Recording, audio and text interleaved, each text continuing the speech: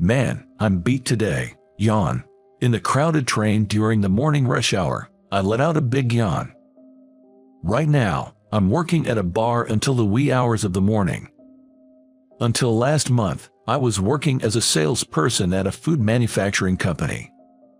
I worked diligently for 20 years. I was a veteran employee. In my job, I had a good client base and my sales performance wasn't bad. In the past, I even won a CEO's award and was promoted year after year. The shadow cast over my otherwise smooth sailing career began with an incident this spring. It all started when our parent company was caught cutting corners in the product manufacturing process, creating a big scandal. My company, caught in the fallout, cites financial situation worsened. Higher-paid managers were encouraged to take early retirement, and I ended up being indirectly laid off in a roundabout way. The severance pay was meager, and unemployment benefits alone weren't enough to cover living expenses. I didn't have kids, so there was no child support to worry about, but I was paying for not only the house and car loans but also the care expenses for my dad, who was ill and in a facility.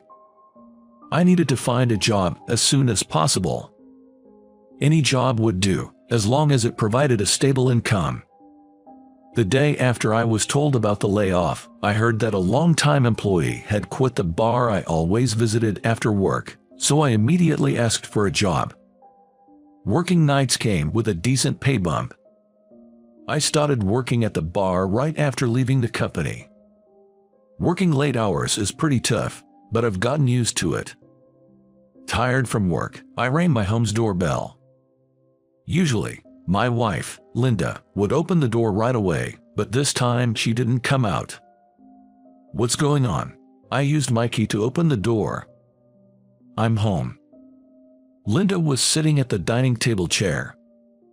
Despite it being morning, the curtains were still drawn, and the room was pitch dark. Sensing the bizarre situation, I called out to her while looking at her back. "Hey, is something wrong?" Then she turned around to face me. "Please, let's get a divorce." She muttered just that and bowed her head. What's going on all of a sudden? I've fallen for someone else, that's why. No matter how much I asked for a reason, she insisted on getting a divorce because she had fallen for someone else. I couldn't comprehend what had happened so suddenly, and I was at a loss for words. Linda and I had been married for 4 years. We were originally from the same hometown and high school classmates, reuniting at a class reunion. Both of us had moved to the city and found out we worked nearby, so we started going out for meals after work. Our relationship quickly developed, and it didn't take long before we decided to get married. After getting married, I didn't want to overburden her, so I asked her to quit her job and become a housewife. Since we married later in life, we hadn't planned on having kids. Linda had worked to her limits and didn't seem to have the energy for child-rearing. We always talked things through and shared our feelings, and I was content thinking we were a happy couple. But that was all my assumption. Who was this person she had fallen for? Since when had she been interested in this person? Or were they already close? I had a ton of questions I wanted to ask. Just give me some time alone, please. In the silent room, I reflected on what my wife had told me. I didn't think I was such a terrible husband to be handed a divorce. I wasn't a drinker, nor did I gamble. I didn't have a history of messing around with other women. I thought I had always been kind to my wife. Thought I had. Since we got married, I had always been busy with work, coming home late every day, and spending weekend just sleeping due to exhaustion, hardly ever finding time to talk.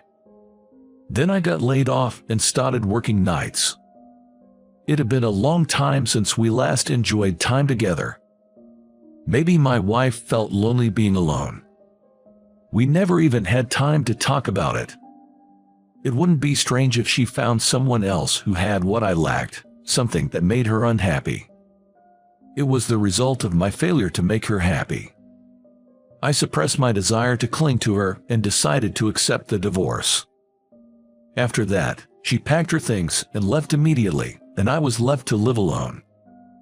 "Another day well done," she would say with a smile every day. The days I took for granted now seem like a dream. Since then, I threw myself into work every day to forget her. The bar job was harder than I thought. The business hours were from evening till 5 a.m. Open 365 days a year, no days off. Besides the regular operations, there was a lot to do: making sales reports, training and cooking, submitting reports, attending meetings. There were days I had training from 9 a.m. after finishing work at 5 a.m. I hardly had any time to sleep. But the quietness of a home without my wife was unbearable, so the tough routine was just what I needed. I was totally engrossed in my work. "Max, this month our store's sales are in the top 5 nationwide," my colleague said. "Oh, is that so? Sales reflect customer satisfaction. It means we've really made them happy," I replied. "Yes, indeed. We've been getting a lot of praise from customers lately. Just the other day, I gave a customer some soda water to clean a sauce bowl on their clothes. It worked perfectly, and they were so pleased that they sent a thank you email to our store. Your trick really worked wonders," my colleague shared. "That's great to hear," I said. I was recognized for my achievements and became the manager, working harder than ever. Then it happened. One morning, when I tried to get up, I found I couldn't stand. Suddenly, I was like a puppet with its strings cut, unable to move. After a while, I could slowly get up and managed to call a taxi to rush to the hospital. The doctor advised several months of rest. I was in a state of extreme exhaustion. Lying at home, I would see visions of my wife. "Are you okay? I've made some soup," she'd say. But she's not here anymore. Let me forget. Unable to bear being alone, I decided to visit my mom's house in the countryside when I could move a bit. My parents' home was originally a vegetable farm, now just my mom managing it modestly, selling produce in the town market. My dad had fallen ill a few years ago and had been in and out of the hospital. The scenery of my childhood home, where I lived until high school, was as tranquil as if time had stopped. It's been a while, returning home after so many years. My mom was still energetic as always. "You got laid off, then suddenly started working all night, and now a divorce. You're just worn out, both physically and mentally. You should rest up here for a while," she said. "Yeah, I will," I agreed. At home, I ate the fresh vegetables my mom grew and just slept, leading a simple life. The clear air in the countryside and delicious vegetables seemed to be healing my tired body and soul. After a while, feeling much better and energized, I went to the town supermarket. I had been relying on my mom for so long, I decided to cook for her, so I went shopping. Holding a shopping basket full of items, I lined up at the checkout and couldn't believe my eyes. Linda, my ex-wife, was working the cash register. What was Linda doing here? Her hair was longer and she looked thinner, but it was unmistakably Linda.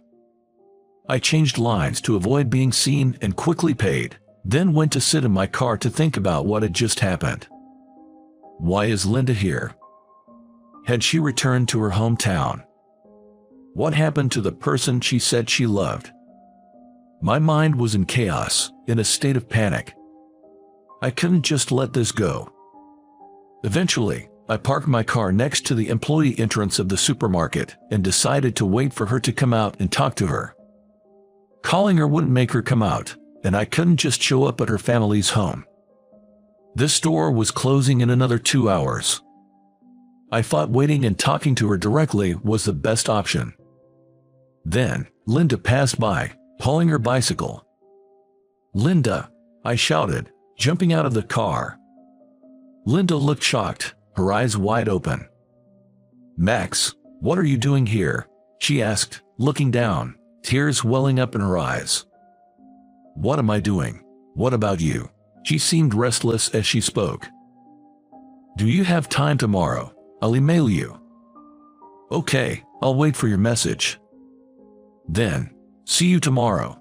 With those words, she got on her bicycle and left. On my way home, I received an email from her saying to meet at a cafe near the train station, at noon tomorrow. I spent a sleepless night and headed to the meeting place with my mind in a haze. As I opened the door at the cafe, Linda was already there. She looked tired, with swollen eyelids, maybe from a sleepless night too. I sat down in front of her and ordered a coffee, then quickly drank some water. My heart was pounding, seeing her after such a long time. There were so many things I wanted to ask, but I didn't know where to start. Linda was looking down all the time. There was a long silence. She was the first to break it. I'm sorry. I couldn't find the words to reply. Have you been well? That was all I could muster. Then she suddenly covered her face with both hands and started crying. How can I be okay? I had to leave you, whom I wanted to be with. What are you talking about? You said you fell for someone else and wanted a divorce. I asked, confused, looking at her crying. Then she started to reveal something shocking.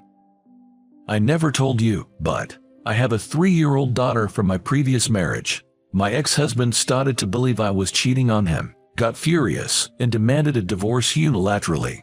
No matter how much I denied it, he wouldn't believe me, and the verbal abuse and fights just increased. I couldn't take it anymore and agreed to the divorce. Of course, I wasn't allowed to see my daughter afterward. Then, out of the blue, I got a call. He was living with his mother, who was taking care of our daughter, but she passed away, and he got ill and said he couldn't take care of her anymore. I couldn't leave my child with him, but I also couldn't bring her to our home. So I thought the only option was to divorce you and go back to my hometown to take care of her. Tears kept falling from her eyes. I've been struggling every day, wondering what to do. I couldn't bother you with my problems, but I didn't want to leave you. There hasn't been a day I haven't thought of you. It's my fault. I hid something so important and got married. That's terrible. She said in a weak voice, crying aloud. I knew she had been divorced, but I didn't know about the child. I wished she hadn't kept it a secret, but knowing she had suffered alone all this time filled me with an overwhelming sense of heartache. I'm sorry too, Linda. I was so wrapped up in my own issues that I didn't listen to your problems. Whether you have a child or not, my love for you doesn't change. I grasped her hand, holding a handkerchief, firmly with both of mine. Dad, I've brought some vegetables with Grandma. Serve these pickles at the restaurant too, she said. Oh, thanks. These cucumbers are really good, I replied. After that, I quit the bar I was working at, sold my house, and came back to my family home. Now, I'm living here with Linda and her child. Somehow, I've started being called Dad by her daughter, and it makes me feel a bit shy every time. Then, I opened a small bar in our town. The restaurant is famous for its healthy menu made with vegetables grown by my mom and is bustling with customers every day. Honey, oh, Max, should we also serve this onion? She asked. Yeah, it's made with good fertilizer. Tastes great, I said. That's true. Linda is helping out at the restaurant too. My dad, who had been hospitalized, is now out of the hospital and comes to the restaurant for his rehabilitation. A few years ago, I never would have imagined returning to my hometown, opening a bar, living with my parents, Linda, and her child. There were many tough times, but they made me realize how happy I am now. Looking at everyone in the restaurant, I felt energized. All right, let's do our best today.